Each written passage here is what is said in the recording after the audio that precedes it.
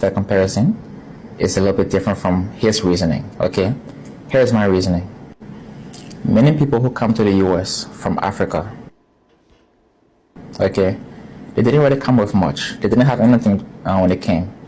However, it takes a certain person who's willing to drop their entire life back home and come to America to start a whole new life. It takes a certain type of person to do that, to be willing to do that, okay?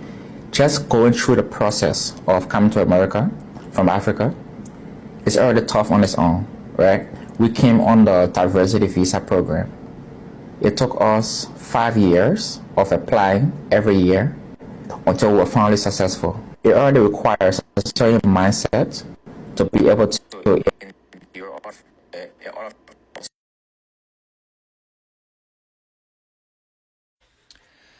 I agree with him 100%, especially the part about, it's already tough enough to literally leave your homeland to go to a whole different country, a whole different culture, a whole different rules, a whole different system overall, and trying to adjust to it. Even if you've been in that new land for 5, 10, 15 years, it's still a new adjustment.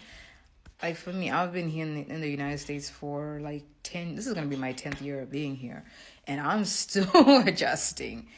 It's a whole lot. It's a whole process. But the key that I also 100% agree with him is it really takes a certain African, in this case, we'll talk about African, he's African too, but this can be the same concept applied to other international students or professionals or immigrants, whatever. Because remember, international students and professionals are not technically immigrants. They are non-immigrants.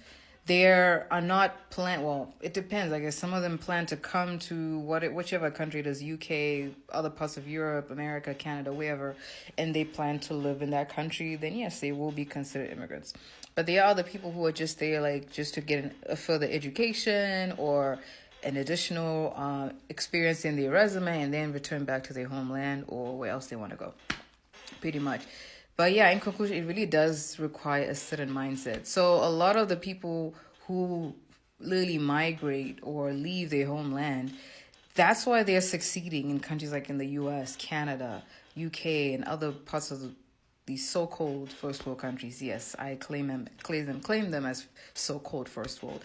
That's a story for another day. I don't think I'll ever post that because if you know me in person, we will have that conversation. But for now, I'll just keep it as it's a so-called first world economy.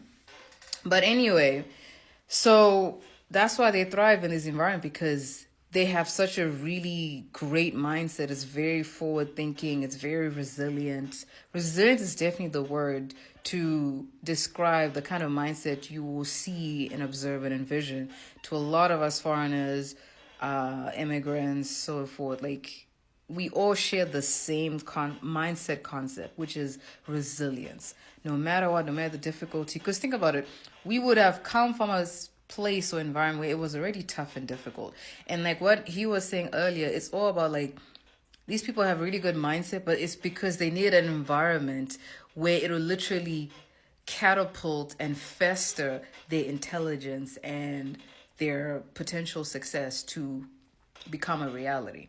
So it just makes a lot of sense why people should not be surprised when you see a Nigerian who has 3 board certified surgical degrees, where they're cardiac specialty, surgical specialty. There's even OB. I was like, this person has 3 specialties under their belts, bruh. I ain't surprised. I swear to God, I'm not surprised. It was my African people. I'll talk about the Africans. I don't know about other parts of the world, of course, other international individuals, but for us Africans, we can make it. It's just having the right environment. Now, when I mentioned with the POV, the matrix amongst us immigrants and African foreign professionals, the reality is, yes, we can leave our countries and make it in life, but we do need to understand the common denominator here is environment and resources. And these countries that we come into have the environment and the resources that is required for us to succeed and thrive in our lives. And I truly believe if that kind of environment and resource was also introduced and implemented in our homeland, more than ever, I truly believe we would actually be seeing a lot of successful people in our own home country, like successful doctors, lawyers, engineers, teachers, accountants, architects, graphic designers, artists, literally socialists, literally anything and everything that could literally happen in the same people. So now my question to us that are in these countries are doing great, that are thriving, it's amazing. What are we doing to pretty much shorten that gap that we are witnessing in our homeland, that they are intelligent people in our country, but it's because the environment that we come from and the resources are so like lacking that people are not even able to like thrive. They don't even see any hope. They don't even see a way. That's why majority of these people that end up having that small opportunity to come to these countries, they thrive so well because all they needed, all that was missing for them to thrive was just the environment and resources.